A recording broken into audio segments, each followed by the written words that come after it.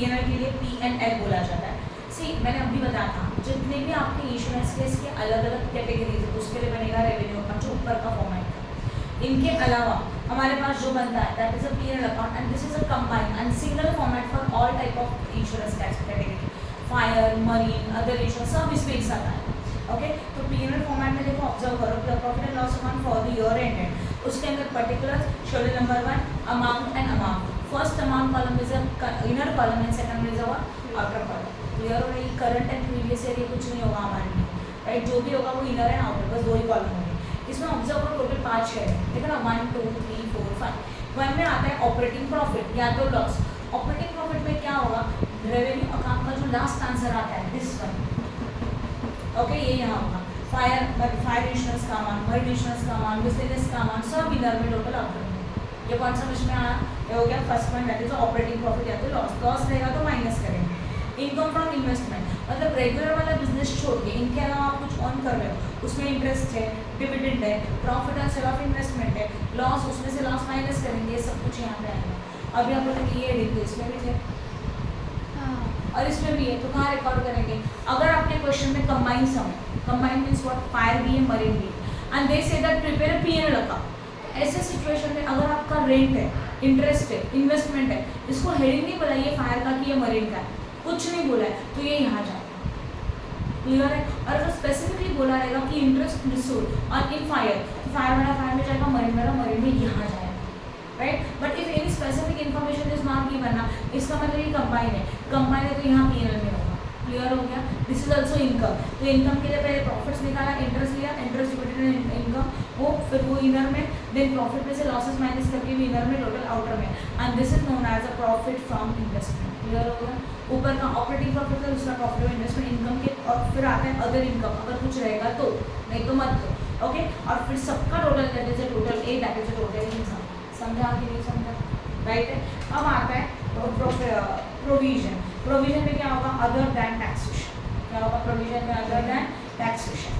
Other than taxation में देखो क्या बोला है, प्रोविजंस में ना ये कुछ मत लिखा, एक ही चीज़ देखो, doubtful debt that is RDD and other कुछ रहेगा तो प्रोविजंस का मतलब क्या होता है, किसी इन फ्यूचर के सिचुएशन के लिए आप पैसा साइड में निकाल के रखते हो, that is known as a provision. Yes और नो। तो प्रोविजन में नॉर्मली डाउटफुल जो बी वाला पॉइंट है वही आएगा, ये ऊपर का नीचे का कुछ नहीं आएगा।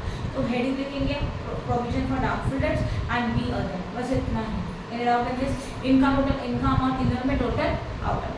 ना अदर एक्सपेंसेस में आता है बचे कुछ सारे एक्सपेंसेस। अभी आप सोचेंगे एक्सपेंसेस तो यहाँ पे भी ऑपरेटिंग एक्सपेंसेस, तो यहाँ क्या होगा, तो some expenses are given specifically for the fire, specifically for the marine, वो यहाँ जाता है, and some common expenses are there, जो फायर एंड मरीन दोनों को यूज होते हैं, वो एक्सपेंसेस यहाँ पे है। क्लियर हो गया। आप उसको कैटेगराइज नहीं कर पा रहे कि ये फायर का कि ये मरीन का है, तो जो कॉमन एक्सपेंसेस है, कंबाइंड एक्सपेंसेस, वो यहाँ पे आएंगे। तो एक्सपेंसेस यहाँ होंगे अदर में। क्लियर हो रहा है। अदर एक्सपेंस में एक्सपेंसेस जो भी एक्सपेंसेस सब कुछ यहाँ पे आएगा। तो point number 4 and point number 5 का टोटल आउटर में, दीज आर द एक्सपेंसेस। हाँ या ना, मतलब देखो 5 हेड है, 1 2 एंड 3 इनकम के हेड्स है, इनका टोटल आउटर में है तो टोटल इनकम हुआ, उसके टोटल में से एक्सपेंसेस के 2 हेड का टोटल माइनस करेगा और प्रॉफिट या तो लॉस। समझा। और इसको लिखा जाता है प्रॉफिट बिफोर टैक्स।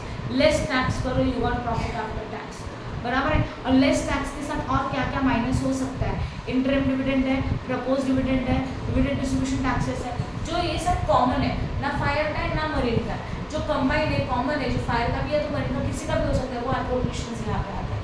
और वो माइनस होने के बाद जो भी मिलेगा that is known as a profit after tax, right है। इसी में अगर लास्ट ईयर का प्रॉफिट देकर रखा है तो वो सेकंड लास्ट लाइन में ऐड होता है, प्रॉफिट एंड लॉस मतलब ब्रॉट फॉरवर्ड, प्रॉफिट रहेगा तो ऐड, लॉस रहेगा तो क्या करोगे, माइनस करोगे। देन समझा कि नहीं समझा। And this is a format of what, P&L। Come to the format of balance sheet. Balance sheet में देखो 2 हेडिंग्स है, source of fund and application of fund. Source of fund में क्या आ रहा है बता, शेयर कैपिटल, ये normally share capital. Reserve and surplus भी में पता है, फेयर वैल्यू ऑफ अकाउंट का चेंज, अकाउंट चेंज में कुछ चेंजेस हो रहे हैं तो change in account in boring, तो बोरिंग आएगा। समझा कि नहीं समझा। 3 ही होंगे, 5 6 एंड 7, यहाँ तक क्लियर है। अभी 8 में आता है इन्वेस्टमेंट। पता है इन्वेस्टमेंट मीन्स हुआ, बताने का जरूरत नहीं है। लोन्स, आप लोन किसी को दिया 9, fix assets 10, current assets what 11। Current assets क्या, करंट एसेट्स हेडिंग है। करंट एसेट्स के अंदर क्या देखो, कैश आज वेल एज एडवांसेस। कैश मतलब 11, एडवांसेस मतलब 12। इन दोनों का एक्चुअली होता है टोटल। इसमें से माइनस करेंगे करंट लायबिलिटी। करंट लायबिलिटी 13 है, प्रोविजन 14 है। ये शेड्यूल नंबर फिक्स्ड है, बराबर है। फिक्स पहले तो मतलब अगर मैंने बोला 11 तो कैश एंड बैंक क्या आएगा, अदर करंट एसेट्स है तो 12 में ही होगा।